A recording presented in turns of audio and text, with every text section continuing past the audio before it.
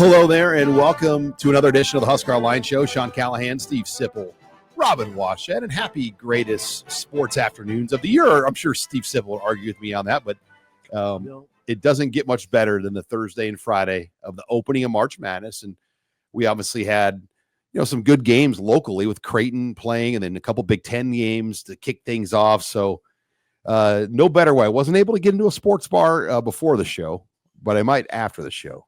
Creighton goes to Lexington and beats Louisville handily, Rob. You were excited about that. Big day. Big day. So as far as exciting times go, I don't know what else would you say? I think the big opening week of college football, the conventional opening week, is really the Thursday, Friday, Saturday, and Sunday, Monday now too. When it gets really rolling, this is hard to beat. The fact that there's games is constantly going, and you need like 3 screens to be able to keep up on it, or you're constantly flipping the back button on your remote or whatever, like that, there's nothing like it. And the fact that it's just all day action, like with football, there's breaks, and all that sort of stuff. This is just, there's nothing like it. And I agree, Sean, this is the greatest the first 2 days of the first round of the NCAA tournament. You can't beat it. Sean, I'm earmarked. I'm watching Kansas, Arkansas at 6:10, and I'm watching St. John's in Omaha later tonight. No matter what. You remember growing up though, there weren't 4 channels that aired the games, and you just got a regional game. But then in Bryant Gumbel, rest in peace, by the way, Greg Gumbel. Greg Gumbel was almost like a red zone, NFL red zone type guy, where he'd just go around the horn and. If you wanted to watch games out of your region, you had to go to a sports bar. Oh, yeah. Because CBS was the only carrier, and you just got what your market got at that point. Good history lesson there. I'm going to date myself here, but did you guys, when you were in school, they rolled out the TV? If you had the cool social studies or math teacher that would bring in the TV on the little cart and did not play games? Well, yes, I know you did. But that was the greatest school day of the year, when on a Thursday afternoon, they just give you some busy worksheet and then have games going on. Didn't happen in Columbus. Well, it did in Lincoln, in Nebraska, the Gross High Catholic Commons. I would you've seen me in a sports bar take over the remote. You've seen that, right? Yeah. 100. Well, I was incredulous. He's the manager of the restaurant. I glanced over, and Sean's at the big wall of TVs with a remote control. I will tell you this: during lunch, probably sophomore, I would just get a chair and there are TVs in there. And I'd turn them on in the games so we could watch them at lunch. And nobody said anything. Nobody challenged me. Everyone watched the games though. Yep.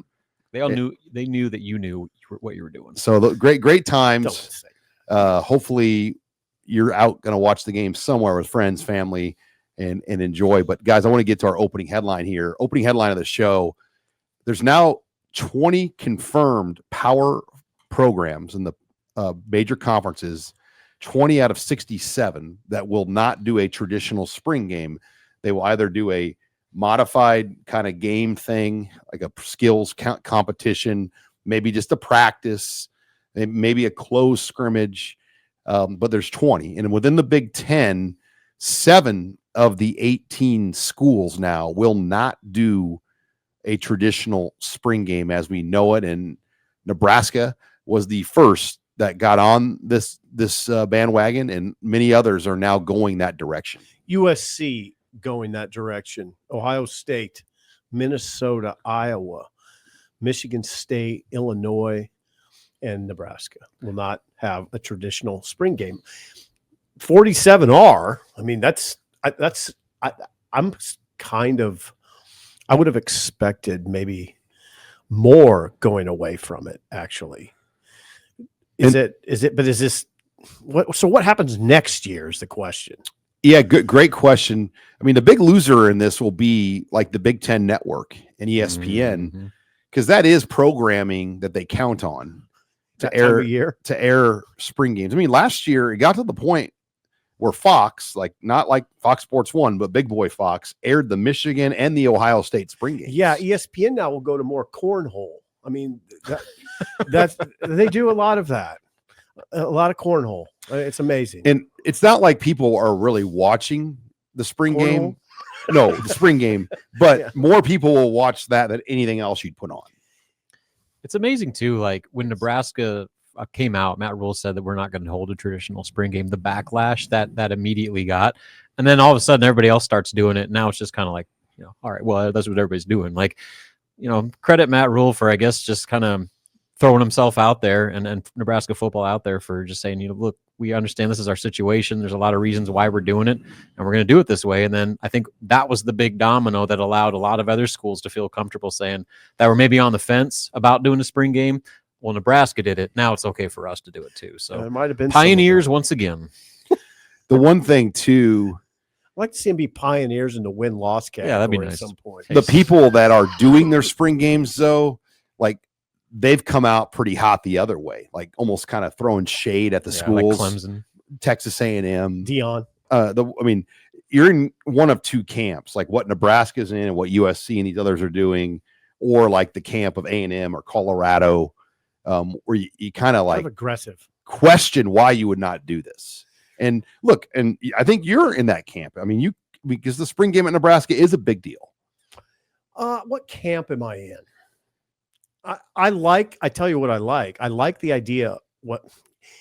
It's a very difficult conversation to have because I love what Dion's proposing, that they play another team. I don't think you can do that everywhere. I don't think you could do that at Alabama. It's too much. I don't think you can do it at Nebraska and have it stay under control. Boy, I've had some people come at me on that too, though. They say, no, it could stay under control. I don't know. If Kansas State came up here and beat Nebraska, it's like you're 0-1. It sours the entire offseason before we even played a game. Right. Now, Colorado, Robin, the fan base isn't nearly engaged. There's a lot. There's so much going on there. The Nuggets and the Broncos are the big thing, and Rockies, Rockies, exactly. Avalanche. Yeah. So there's a lot to divert attention. No. But Dion can come out and do that, even maybe lose or not look good against Syracuse, and not a big deal. Doesn't matter. Not a big And then have some big concert or something with it. Well, and like guarantee like ESPN's gonna like live broadcast from Boulder, like if they do something like that, because it's Dion and the ratings that come with that. So I mean, I get it in that sense. And like going back to the whole conversation about like, is this the feelings about canceling spring games? I view it from two different spectrums. I view it from a fan where I'm disappointed because I understand what the spring game is, especially at a place like Nebraska, and what it means, not just to the football part of it and the fan part of it, but just the community. Sure. And just how much, I mean, it's an extra home game Yep. to where like everyone benefits from that event. And now there's no way to, despite like the Husker games and all that, it's not going to replicate a traditional 70,000 people in the stadium spring game. And so that's the consequence that's disappointing from a fan standpoint. From a team standpoint, I totally get it. Like you got 105, 100 whatever man roster that with a bunch of injuries, the ability to field teams, and we saw two guys suffer season-ending injuries last spring game. So I mean, like that happens though everywhere. I know, but I'm saying like you're already like on a kind of a numbers crunch a little bit, and so there's a lot of reasons why I understand the movement for going away from a traditional spring game, but at the same time, I can also be disappointed that kind of annual spring tradition is now no more around here. Go ahead, Sean. Yeah, I lost what I was going to say. Rob, I had a good thought I was going to say on that, but dig in, Sean. Dig in. God dang, I had a thought in my mind, and Robin was going. I just lost train of my mind. The takes were so hot that I was bringing here. It was hot. You rarely stump me there. It was hot. So, but hey, I agree with Rob. Let's talk more about why Nebraska couldn't do the spring game against another opponent. Like, I mean, again, you lose that game, but like, all right, you're already talking about the film and stuff like that getting put out and the roster poaching. That's something Matt Rule brought out. Like, he's basically thought their spring game was an audition tape for like the back end of their roster for other teams to come in and poach them. Did you get your thoughts, Sean? Yeah, I think doing the spring game that you mentioned, a few things could happen. Injuries that come out of the game, you lose the game, there's overreaction. And also, if like a second string type guys do really well, they're gone. They're going to get poached. Or you got to pay them a lot more money. There's a lot. Those are three pretty big reasons. Not the best. What I wanted to say was the best format of a spring game I ever saw was when Bill Callahan would just put all the best guys on offense and defense, and you would just play like the meat squad, and everybody would look great, and you'd get big runs, big passes, big sacks. And Just engage 8 blitzes on Joe Daly. yeah, I mean that is the best way. If you're gonna do a spring game, Take him out of that race. like you're not trying to like kill your starters. Right. It's almost like a Harlem Globetrotters type deal where Yeah. you go and you're like, all right, I'm going to watch all the good players look good. I'm going to feel great about it and, Yes. and leave. Where you don't want like a 13-7 like white knuckler Mhm. where there's no first downs, kind of poor third down executions. So that's what I want to say. But all right, let's move it on. We got to continue the discussion of spring football. We're going to talk offensive positional stuff that we've been hitting on this week on the site. You're listening here to the Husker Online Show. And we're back here on the Husker Online Show. Sean Callahan, Steve Sipple, Robin Washett. Going to talk some spring football before we get to that. Segment of the show brought to you by Brunt Workwear, particularly Brunt boots. I'm wearing a pair right now, by the way, guys. And you know how the weather's been the last few days. It's been awful. But I put on these Brunt boots that I got. Unreal. I mean, these things, like people are going to be like, wait a minute. I thought you were a sports writer. Yeah. Are you a foreman? Are you a construction worker? foreman? Yeah, nope. I just work with Steve Sipple. I feel like I'm underqualified to wear mine because they are like top of the line construction level boots, and I don't have nearly the skill set, I think, to wear them. But hey, I wore them during that big blizzard, and I had no problems. Like I'll walk into Trudged Home through all the Depot snow. and you'll just get a head nod. The guy sees the boots. This guy knows. He's got his Brunts on. Nice boots. Like, hey, They think I know. You're a construction foreman. Brunt, Hey, Robin, don't undersell yourself. I can You can do some stuff. but they come in tons of different styles, colors, black, dark brown, light brown, heavy. I mean, they have, you can get them as customized as being fireproof. Wow. Just in case you wanted to stick your foot in a fire. You never know. We've got more the entry level grade, which is more than enough for the work we're doing. Yeah. Except they got cowboy boots. Ooh, well, we'll look into those. But anyway, Brunt Workwear, check them out. We are going to give you $10 off your order at checkout with the promo code Husker. Go to bruntworkwear.com/Husker. Use the promo code Husker, and you'll get $10 off your order of Brunt Workwear. Not just boots. They have hats. They have tons of different sweatshirts, jacket shirts. That's bruntworkwear.com/Husker, promo code Husker. Thanks to Brunt for sponsoring us here, Brunt Workwear, on the Husker Online Show. Okay, we've been hitting on spring football previews. We've done 3 thus far on the site this last week. Big topics of discussion. Who's the number 2 quarterback? Yep. Who is the number 2 running back going to be? Yep. And then at receiver, kind of what does that rotation look like? And I think the rotation, I want to start with that one because that's our latest article we did today, Sip. Okay. The wide receiver rotation. And we didn't really do a depth chart. We just kind of referred to it as the top group. And you went with a group of, let's see. I put them in order. 6 names. You kind of ranked them in your order. Dane Key, Yeah. and Isaiah Hunter. So you have Hardly Gilmore ahead of Ja'Cory Barney. Real close. Real close. Cortez Mills, Janiron Bonner. Yeah, I wanted to put John Iron in there, just respect his work. And he's a physical player that they're gonna need. Yeah, it's really close between, I think, Gilmore and Barney. You just want to see Barney kind of take the next step, and what does that look like? I mean, he had a lot of catches, 55 catches, I think, for 447 yards. Is that number I put in there? And that's good. You want to see if he can get downfield a little bit more, right? Get some more yards after catch. Yeah, he was like an 8 point what range? You want 8.12. 8.12. You want to see that go up, I think. He was well scouted, I would say. Yeah. I felt like teams were ready for his touches. I don't think his touches by late year were catching too many people by surprise. And you guys are hearing what I hear about Cortez Mills. Cortez Mills is going to be a factor this year. It sounds like, right? Yeah. It sounds like he came ready, but you can't say that about all freshmen. Not all of them come ready.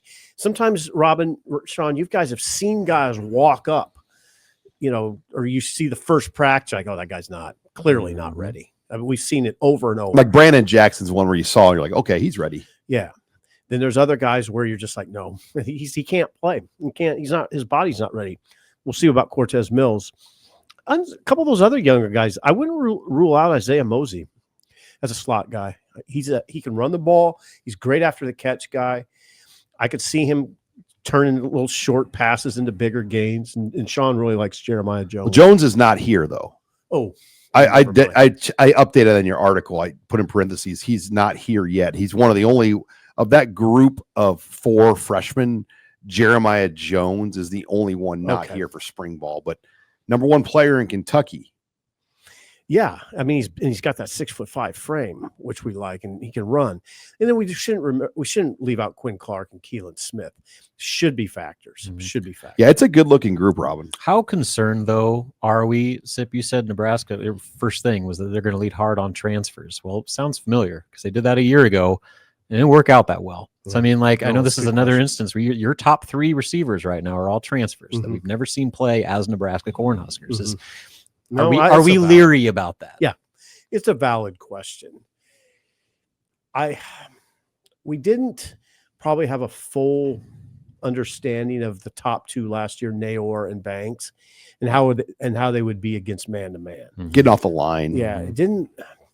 I don't know what to say about it. That was like the least of my concerns with those guys with their size, but right. It ended up being one of the biggest issues of the season. Are they closer to Samori Torre and Trey Palmer, right, or are they going to be Banks and Naor?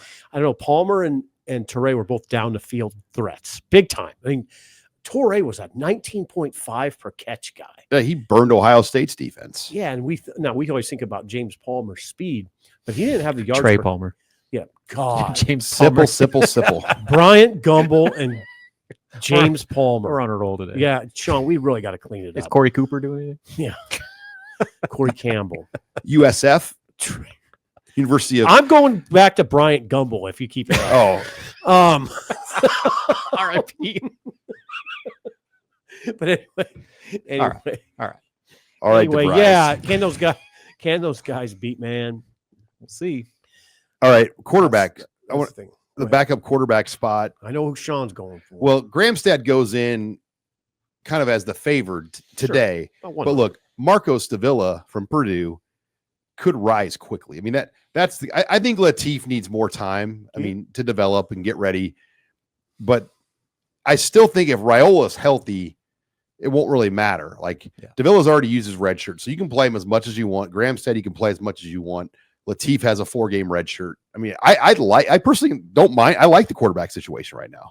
Yeah, and so I think right now, if week 1 they need to turn to a backup quarterback for whatever reason, it's Gramstad, right? I would think so. But then that could change over the course of the season as Davila continues to adjust and acclimate into this offense. I guess he's bigger. He's got probably more of the tools you're looking for from a Big Ten quarterback. But Gramstad's a gamer, man, and they love him. They love just everything that he brings from his mental grasp of the offense, the way they're able to trust him to do the right things and put the ball where it needs to go. So while he might not be nearly the size and have the arm strength that some of those other guys do, I think there's something to be said for consistency and being reliable. And so that's where I would give Jalen Gramstad the edge. One other element that Gramstad would bring, it looked different in that than QB1, because Gramstad's going to scoot. Yeah, he can run. He's going to run. The most impressive thing when I started looking at Gramstad was his play at safety. At Northwestern, he went there as a safety. He was a captain as a safety. Yeah, because they had a quarterback. They had one. And the understanding was, I'll play safety for a year, then I'll be the quarterback. He was a good safety. Yeah, and he could run and tackle and hit. So he'll give you a look as a quarterback, as a good runner. He can scoot out of there. It'll look different than Dylan quite a bit. Yeah, he's under 6 foot probably. He's probably under 6. He's 6 foot at the most. He's probably my height. So he's not going to physically be what Raiola or Davila are. That's those guys are 6'3", 240, 230. Yeah, and we have to use a simple phrase, be careful. Rule didn't even really know. He said, look, all I've seen is film and is of Davila as high school film, because Davila had no film at Purdue. We have a better feel for Gramstad. Latif, we just have high school film. Really, what I'm talking about is this spring is big for those guys. Davila could make a move this spring, as could Latif. That's what you're looking for. If I'm the head coach, I'm looking for one of those guys to show me this spring, I can do this. And Gramstad's almost more like a coach. Yeah. He's going to call the plays in, kind of talk to Dylan. Yeah. and almost be a liaison to Holgerson. I mean, he can do that. Iowa. He's an Iowa guy, just like Dana Holger, blonde hair Iowa guy, just like Dana Holgerson. I mean, a lot of similarities, I'm sure. And he wants to go into coaching when he's done. So for him, I think coming back another year was to help Nebraska, but also kind of get ready to coach someday too. Yeah, and that's why I say that just that comfort level the staff has with him probably gives him the edge right now. But we'll see. We'll see what Marcos can do. Yeah, I mean, spring ball it's competition. Maybe he can assert himself. All right, when we come back, I want to talk about some basketball NIL numbers that's been out there a lot, and I want to hit on kind of where Nebraska's at with Robin and kind of what the going rate is moving forward in college basketball. You're listening here to the HuskerOnline Show. We're back here on the HuskerOnline Show. Sean Callahan, Steve Sipple, Robin Washett, as we are going to talk some basketball NIL. But before I get to that, this segment of the show brought to you by Factor. And look, you're trying to eat right.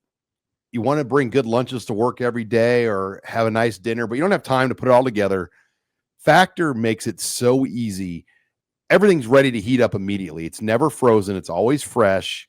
They have over 40 different meals that you can pick from each week, plus add-ons that you can put into your order. And they send it to you in a cooler to your house. And you tell them, how many meals do you want per week sent to you? And these are individually packaged. You can put them right in the microwave to heat them up. Again, never frozen, always fresh. And you can do calorie smart, keto meals, vegetarian, spicy, you name it. They've got the meal for you at Factor. And we've got a great special for you. If you want to give Factor a try, just simply use the promo code Factor Podcast. Go to factormeals.com/Factor Podcast. Use that code Factor Podcast. We're going to give you 50% off that first box plus free shipping. Again, that's factormeals.com/Factor Podcast. Use the code Factor Podcast and you'll get 50% off your box plus free shipping. Thanks again to Factor for sponsoring us here on the Husker Online Show. But guys, I want to get into some basketball NIL discussion with Robin, because with revenue share coming, we're going to see a big change with NIL. I think for a lot of schools, there were the blue bloods that could really do a lot with their NIL, maybe 8 or 10 programs. And then everybody else kind of was like where Nebraska was at, or, that was a bigger brand, but didn't quite have the money. Now schools are going to have, $2, $3 to $4, $5 million of in-house rev share money to spend, plus what their collectives can do on top of that. And I think Pete Nakos wrote this week, Robin, you need to be really between $4.5 million to $6.5 million, $7 million to really compete at the highest level. And that's just to have a chance, to be honest, because there's going to be outliers that are potentially going to double that. I mean, like Indiana, I've heard could be pushing 8 figures for basketball. Jeez. I mean, and that's real. That's why Darren DeVries is the head coach there right now. So, I mean, like it's such a wild card, game-changing element moving forward to just the landscape of college basketball in particular, because football, like everybody's going to devote money to football, at least at the power conference schools. The separator is going to be which schools are committed enough financially to give that type of support to their men's basketball programs. And then there's other variables like Nebraska. They got a volleyball program they got to pay for. Iowa's got a women's basketball and wrestling program they got to pay for, where the wrestlers are making $1 million. So like there's schools that, men's basketball has kind of been clumped together with these other sports. And the schools that prioritize basketball are going to have such an advantage in an era where money is everything. And if you have more money, you're going to get the best players and you're going to have a best chance to win. I mean, that's kind of where Nebraska's in this kind of crosshairs right now, to where they got to figure out how committed they are, because they got a lot of stuff. They got to get football going first and foremost, but they also have a bunch of other programs they got to pay for. And we'll see what this financial commitment ends up being on the men's basketball side. There's a bit of a mixed message because they're paying Fred Hoiberg. Oh, I know. Fred Hoiberg is one of the highest but paid that doesn't coaches. go into this budget. Right. No, I know. But there's that shows a level of commitment when you're Fred Hoiberg is one of the highest paid coaches in America. So pay the players too. I mean, I don't want to see that mixed message. And if you're paying that, but he got that contract before NIL was even a thing. Right. Yeah. So it's just kind of awkward. I mean, they had to get him from being the Bulls coach. That he was. Yeah. I mean, he was a pretty big to get him out of retirement or whatever he was. Do you feel like this has been a disadvantage for Nebraska? Yeah. I mean, to an extent. I mean, because look, within their own league, like Indiana is playing a different game. You know, Maryland's playing a different game right now. Maryland just had a donor write a $10 million check for men's basketball. I mean, think about that. Oh, like, I have. We're talking about Nebraska, trying to get to $6 million. One guy wrote a $10 million check to Maryland. That's on top of everything else they have. What I don't understand, though, is you're still going to be locked to the 20.5. Like that $10 million to the school on the rev share can't go towards the rev share. But it could be NIL, right? Right. But after July 1st, every deal over like $500 or whatever the amount is has to go through a clearinghouse. Mm-hmm. So like NIL deals have to be considered legit. That's what they're saying. Yeah. And I have a hard time seeing how they're going to be able to hold. So what you're going to see is from now until July 1st, there's going to be a whole bunch of deals that get done. Like BYU is paying that AJ, I can't ever pronounce his last name, like one of the number one players in the country. He's getting $7 million. And that all that money is going to be paid before pre-July 1. Yes. So that it doesn't count against their rev share. Where like right now, Nebraska is operating for football at the full like $14-15 million that they're going to be at. But they have to, the collective is on the hook till July 1. Then Nebraska takes over payments on a lot of that after July 1. Got it. Yeah, Robin, I've thought about that Maryland. I saw that a couple of weeks ago. It's huge. Think if you're Fred, you got to put yourself in Fred's shoes.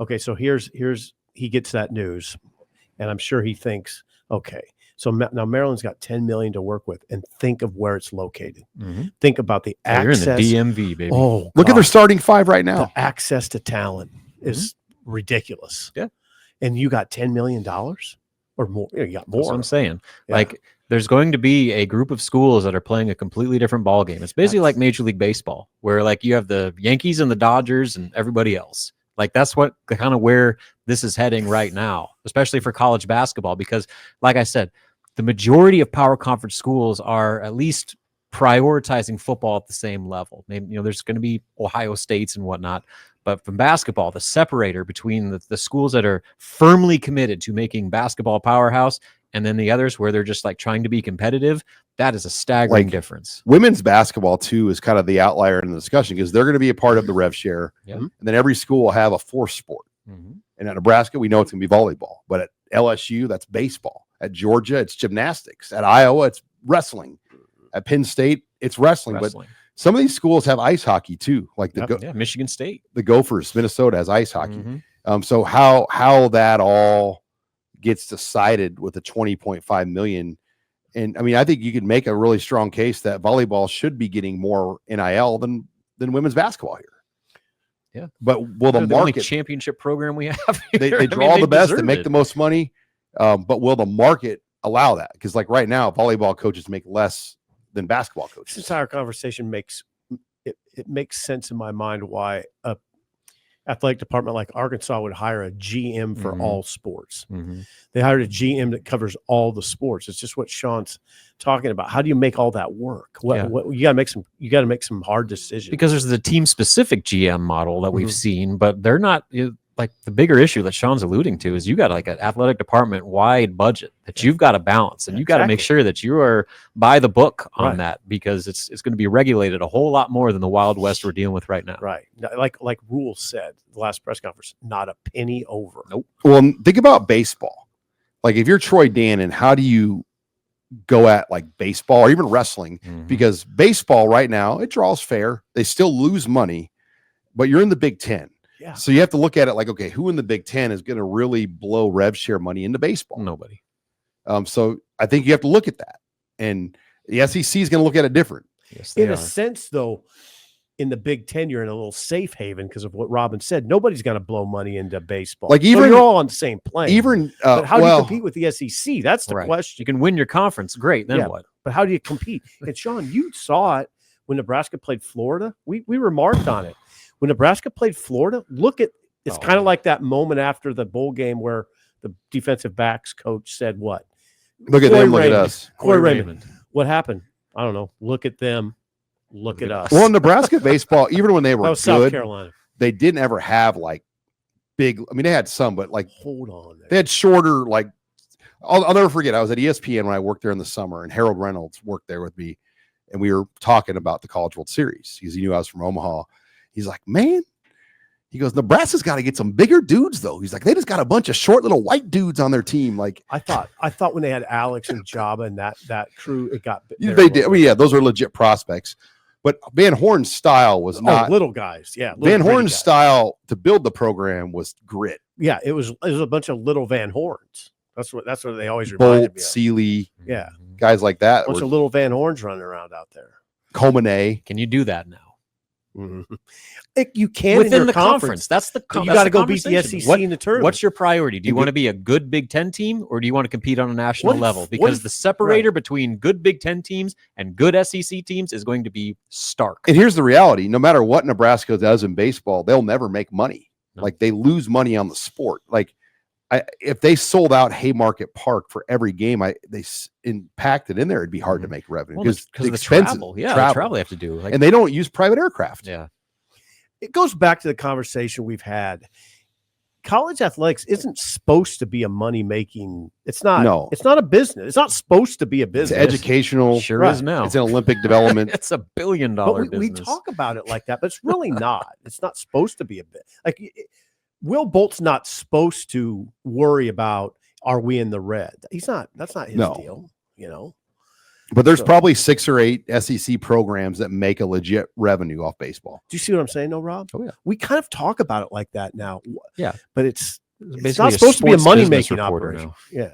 All right. When we come back, great discussion, by the way. Yeah, it was. Really good. When we come back, Abby Barwell will join the show, and we'll talk, take your questions in the mailbag. You're listening to the Husker Online Show. And we're back here on the Husker Online Show. Sean Callahan, Steve Sipple, Robin Washut, Abby Barmore joining the show as we take questions in the mailbag. But before we get to that, this segment brought to you by Mando. And let me tell you, we walked in the studio today and all of us were like, what is that? What is that? And Abby was kind of like, wow. Well, that was Steve Sipple. This is totally false, by the way. Totally false. That was Steve Sipple. And look, if you've never tried Mando, and they, by the way, if we're new to their show, we've had such great success with Mando. They've been a great partner. So thank you to all of our listeners for trying them out. They've got the Mando starter pack that we can get you hooked up with. It comes with 4 different items. You can pick the stick deodorant, spray deodorant, and 2 other additional items. It's already heavily discounted at $40 for all these items. We'll take $5 more off with the promo code Husker at shopmando.com. So you get all of it for $35, 4 items, and you can go look at the prices of Mando. It's a heck of a deal. That you'll get 4 items for $35. Shopmando.com, promo code Husker. Hey, the Mando, I would start with the spray and the stick, and you'll find that the scent is longer lasting than any deodorant I've ever had. Simple Travel the bar soap. It's a 3-day. It lasts for 3 days if you're in a jam. And then the body wash is incredible. It's incredible. Actually, people lost power, for the storm. Yeah. Somebody that we know lost power, and they didn't have a shower or ability to get ready. And couldn't you shower with electricity? Well, it was dark, women. Yeah. Oh, and I said, God, Sipple should just send over. I said this. I go, Sipple could just give some of that Mando. Yeah. It works 72 hours. No problems. No problem. Women, just take it. Women. All right, Abby, mailbag time. Where are we going? Okay. Another rough one for the show. Got to get it together. Here we go. Go ahead. Okay, here we go. Which new coordinator walks in with the most pressure for this upcoming season? Great question. That's a heck of a question. That's a column, by the way, Stip. God. I mean, I want to hear what you guys say it's here. Eckler for me. Eckler. No unit was more detrimental to Nebraska's success than special teams. But wouldn't that speak against pressure on Eckler? I mean, it's got to get better. I would say John Butler. No, we'll stay on Eckler for a second, if you don't mind. See, Robin, my interpretation is he doesn't have a lot of pressure because there's nothing to live up to. Just get it a little. Well, he's got to fix it. Yeah, got to fix it. I mean, they got to return balls and kicks, punts.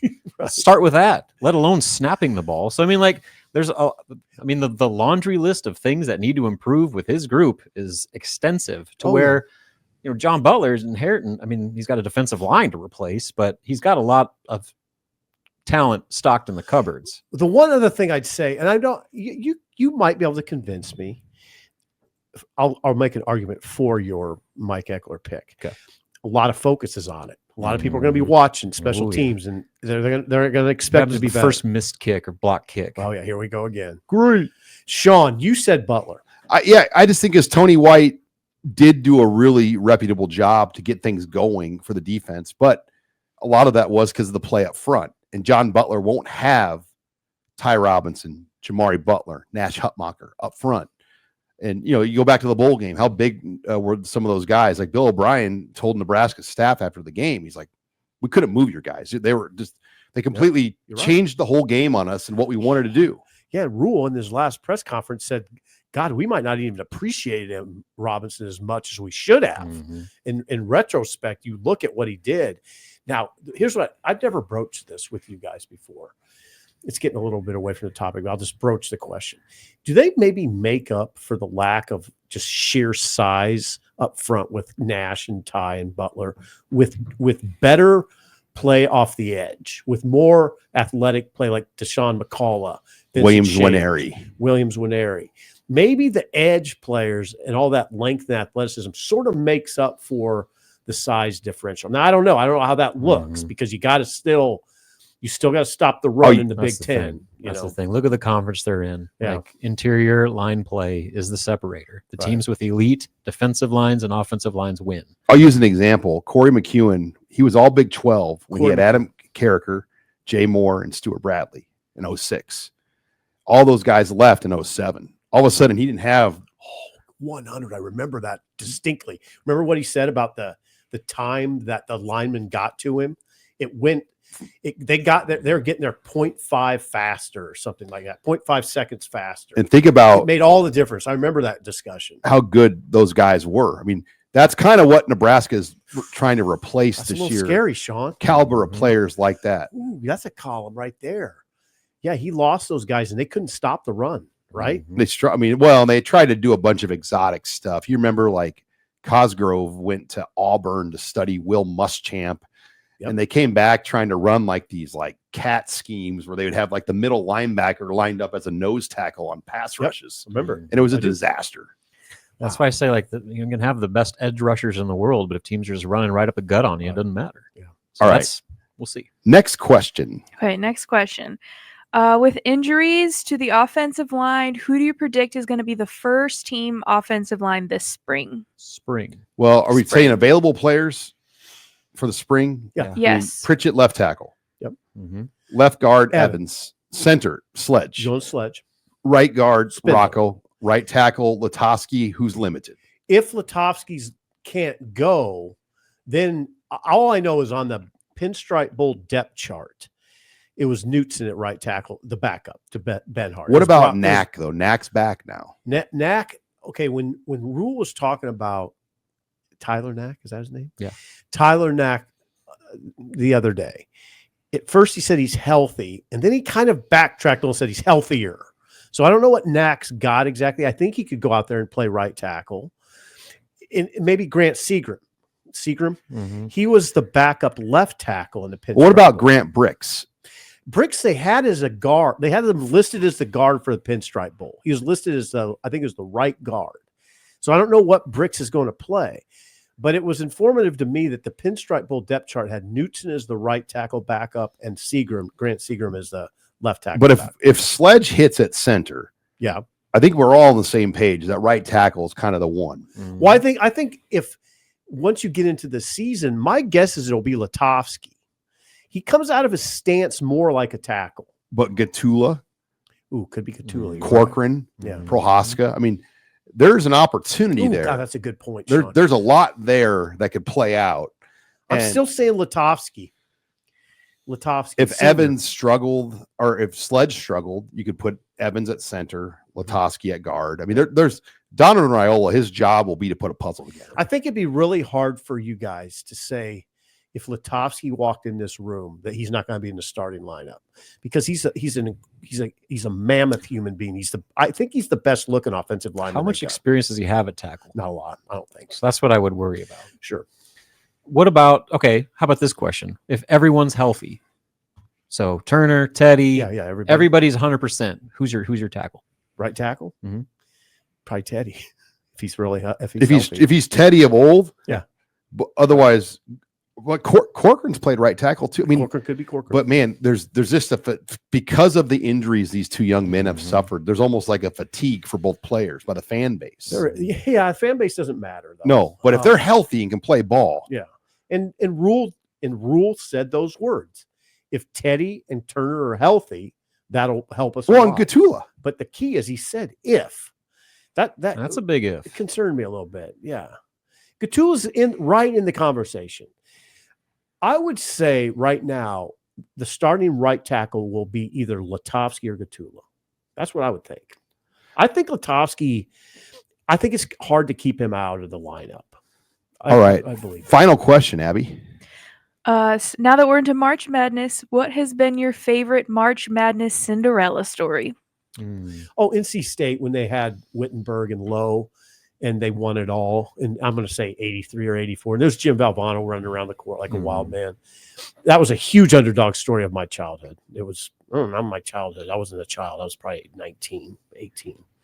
He was huge. I think George Mason. That means nothing to you guys because you're so young. George Mason making the Final Four, just because nobody ever of that caliber, that seed, to my knowledge, had ever made it to the Final Four. That one, I mean, and they had to go through everybody like to get there. FAU a couple years ago was a great Cinderella story. Oh yeah, St. Peter's was a lot of fun a couple years ago. They made the Final Four, right? No, they didn't make the Elite Eight. Yeah, Elite Eight. Now we're They lost getting, North we're getting Carolina. ourselves in trouble. But then Loyola Chicago. How about that? They made it to the Final Four. They made it to the Final Four. Sister Jean. How about Florida Electric. Gulf Coast? Made it to the Sweet 16 with Dunk City. Yep. That was fun. Then came in and opened PBA. Yep, and Nebraska whooped them. Focus on the positives. This is where me and Sean should almost recuse ourselves from this conversation. What? You guys watch hoops? Eh. I'm going to go Dunk City just because of how fun they were to watch. That was a fun team to Can't watch. you say Florida Atlantic? They beat Georgetown, who was a 2 seed, San Diego State, who was a 7 seed, lost to 3 seed Florida in the Sweet 16. I mean, couldn't you say Florida Atlantic getting to the Final Four? Sure. I mean, how does that happen, by the way? That's Dusty May. But how does Florida Atlantic do it? I bet if you walked same way into George their gym, Mason you'd be like, what is Yeah, that? I was actually in Palm Beach, and that was their local sports coverage team, and they were doing like a story on Florida Atlantic, and their gym looks like Bellevue West High School. I mean, it's like it's small, and I'm thinking to myself, this team made the Final Four, Right. And It's but remarkable. they had dudes, Oh, of course they did. Yeah, you can't get to the Final Four by shot accident. blockers, rim Yeah. protectors. You can. Here's the one of those the- dudes helped Michigan win a Big Ten championship. Yeah, the secret of the bracket picking is this: you have to pick the winner. But a Florida Atlantic you don't typically pick a Florida Atlantic to go to the Final Four. Pick them to win a couple games, but not those teams don't go to the Final Four because they got to get through somebody really good. So when they do, wow, that's a wow. And that Sweet 16 game is hard once you advance because there's full scout on you at that Yeah, point. That's part of it. Yeah. It's the second game of the weekend, a little harder because the scout is not as good. But you get a full week almost to scout for the Sweet 16. Then all of a sudden, you're in pretty good shape. Coach Callahan. All right. When we come back, we'll talk more Nebraska basketball, including Robin's going to Vegas Hello. Ooh. twice in a year. Don't We'll be hit so on that. enthusiastic. I'm gonna do some Your Next on wife the might Husker be Online Show. watching. Final segment of the Husker Online Show. Sean Callahan, Steve Sipple, Robin Washut. Before we get into some Nebraska basketball talk, this segment, Stephen M. Sipple, brought to you by who? Larson Motors car sales. What a time to do this. It's getting warm outside.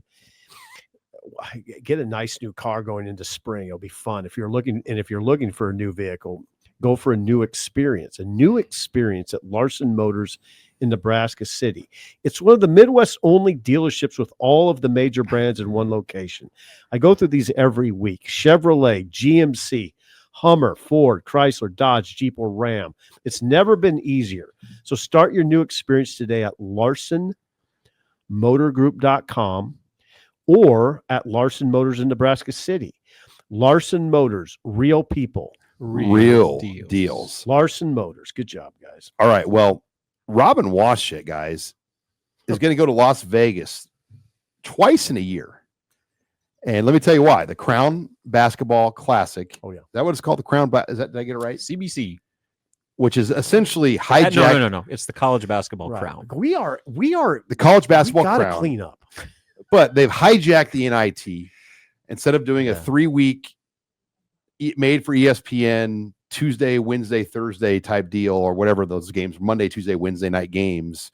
The Crown's like, we're not doing a 3-week tournament. We're just going to get all kind of major conference teams and we're going to send them to Vegas for a week. And it's almost, I use the analogy, Robin, it's almost like going to a bowl game. You're just on like a bowl trip to Vegas. Pretty much. Are you on a bowl trip to Vegas, Robin? Yeah. It could be a whole week or it could be a 2-night trip, 24-hour trip there. We'll see. Going out on the 31st, Nebraska plays that night against Arizona State. And we'll see what happens. But this is, kind of new territory for everybody. Like Sean said, this is kind of changing the landscape of the secondary college basketball postseason market to where you look at the teams involved, and they had a bunch of teams say no for various reasons, coaching changes, roster issues, just not interested in playing because of the timing of the event. That's the biggest hurdle to me, is the fact that it's so far removed from the end of the regular season, and it begins a week after the NCAA transfer portal window opens. And so like for a team like Nebraska, I'm sure there was some maybe internal debate, at least from a coaching perspective, of is it worth continuing to play in this tournament, or should we put our full focus on replacing some significant departures through the portal? When it came down to it, it was up to the players. And Bryce Williams and Juwan Gary stood in front of the team during their team meeting that afternoon and said, there's not a choice. We're playing in this event. Love that. We are going to play, and we're going to end our season on a high note. And so, as a coach, what do? You say, no, we're not playing? No. So you got the players wanted to do it. Nebraska's going to just make it work. And so the portal opens the 24th. They're going to leave on the 29th for Vegas. And that stretch, that 5 days or whatever, between the 24th and the 29th is just going to be full portal chaos, where they're going to host a bunch of visitors. They're going to hit the road and do in-home visits and meet with a bunch of potential portal prospects because they have to do a ton of work in that window before they turn their attention to Las Vegas. Another interesting part of that too is that while they're in Vegas, there's an opportunity for coaches to come back. Like if you're one of the assistants, and you had that day off, say they beat Arizona State, on that off day, you can head back to Lincoln and host a visitor, or you can fly off to whatever campus and visit a potential portal prospect in his living room or whatever it is. So they're going to figure out probably some creative ways to minimize the, detriment of being off campus for potentially a week. But I think what it came down to is, it's going to be a hindrance to preparing the roster for next season.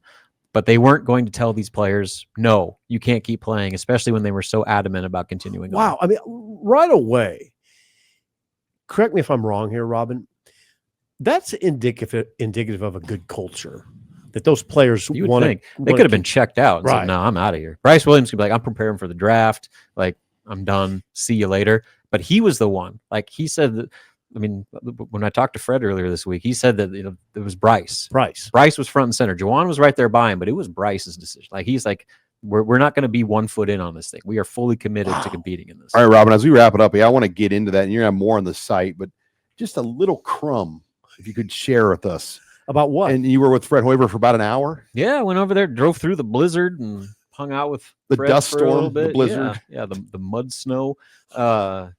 Yeah, it was good. We talked a whole bunch of stuff, put a couple stories out. I guess some of the newsworthy stuff, Raleigh Wooster apparently had a turf toe type injury in late November. So he played 3 months on a turf toe, which I remember talking to like football players who have had that injury, and it's like debilitating. Yeah, and so like he struggled, and that's probably a big reason why. You compare his numbers for the first month of the season to the last 3, there was a significant drop off. And so at least that's some explanation there. He's questionable for the tournament. They did an MRI last week, and they're just going to kind of play it as it goes, see how he feels. And then Braxton Mia is dealing with a disc injury in his back. He didn't play the final 2 games of the regular season. He's also, they're going to kind of wait and see what happens with him. So, 2 guys that have logged a lot of minutes for Nebraska this season in doubt for Las Vegas. What a story this is. That this is not convenient for Fred and his staff. This is inconvenient. I wonder if the organizers of that tournament took that into account. Well, Like they these- wanted to. The reason it's so late is so for TV right. because they wanted to pair it. They didn't want to go head to head like right now. God, this You know, is- because they and they did- didn't want to turn it as quickly as the NIT turned. Right, 'Cause the NITs is a home site. see you see the conundrum, I guess, the challenge. We'll just say a challenge that a coaching staff faces. You want to do all you can for these current players. It's their team, but you have to get it. You Oh, have to get it right. in the Are they middle. paying for flights? Like, Yeah, so that the tournament pays like so with the NIT, you have to like pay for your own like travel or like pay to be in it. so they're paying for the charters? Yeah, That's a lot of money. yeah. I mean, because it's all backed by Fox. So But again, Fred and that staff have to keep their mind on winning. Yeah. But turns out next season's pretty important. yeah. So you can't just like kind of half step into Oh, portal recruiting. So that's why I said that first week is going to be chaotic. Fred is not going to be working 8-hour days. They're going to be 18-hour days. And Whoa. and oh, by the way, he's got to continue to raise money to keep up with the Joneses within his own conference. He's got a rough one. This is a rough stretch. It now. ain't easy. because the $3 million or $3.5 million, that's just going to buy the appetizers and the sodas. I mean, That'll get you a few players. you're not going to be able to get the prime rib and the crab legs. You got to go get some prime rib Yeah, and and crab they got to go get some dudes because Yeah. they're losing dudes. They need another 2 million, million and a half. And Robert and I talked about this, like for Nebraska basketball, if not for the Pede family, I mean, who knows Oh, where yeah. things would be right now with Fred the said NIL. that. Fred said that. Like say if it that? weren't for the Peds, they would have been in a lot more trouble than they were with a limited budget this season. So Really? I mean, That's a good interview. that's a storyline to follow. Is again when I talk about that financial commitment with basketball, this is what I'm talking about. There's a Got lot of my attention. supporters of in Nebraska basketball, a lot of people close to Fred, but the reality is they need people that will write checks to Fred. They need whales. That's the thing. We always talk about this fan base and how the place is packed. Then where's the money? Like, where's It's going the to money? football. Yeah. It's going to volleyball. We always talk about the loyalty of the fan base, and it's loyal. But I want to see a little bit more loyalty. It's a matter of how many people have money just to buy good club seats and good seats, but still have millions of extra money just to hand over to NIL. Nebraska needs more whales. That's what it comes down to. They Yeah. need that. They need. I mean, they're probably not going to get a dude writing a $10 million check anytime soon, but Not. they need some people to try to step up What a a little bit more. stretch. Did Fred talk about that? Did he elaborate on that week in Vegas where he's going to have to be doing double duty, Mhm. getting team ready, getting next year in line? Yeah. Wow. So a lot of Zoom calls too. Yeah. Like they're gonna. That's the nice thing about. Wow. They're no strangers to that. So that's going to take up a lot of their time as well. So All right. Well, fun show, guys. Yeah, it really was. Got a lot of ground covered. Hopefully everyone's going to enjoy the basketball. Oh, I will. greatest weekend of the year. Wow. Robin's story has really got my attention. Sipple's going to be at Buffalo Wings and Rings. At some point, probably tomorrow. Yes. No, I thought we were going right after this. All right. For Abby Barmore, Steve Sipple, I'm Sean Callahan. We'll see you later this week with HuskerOnline Headlines.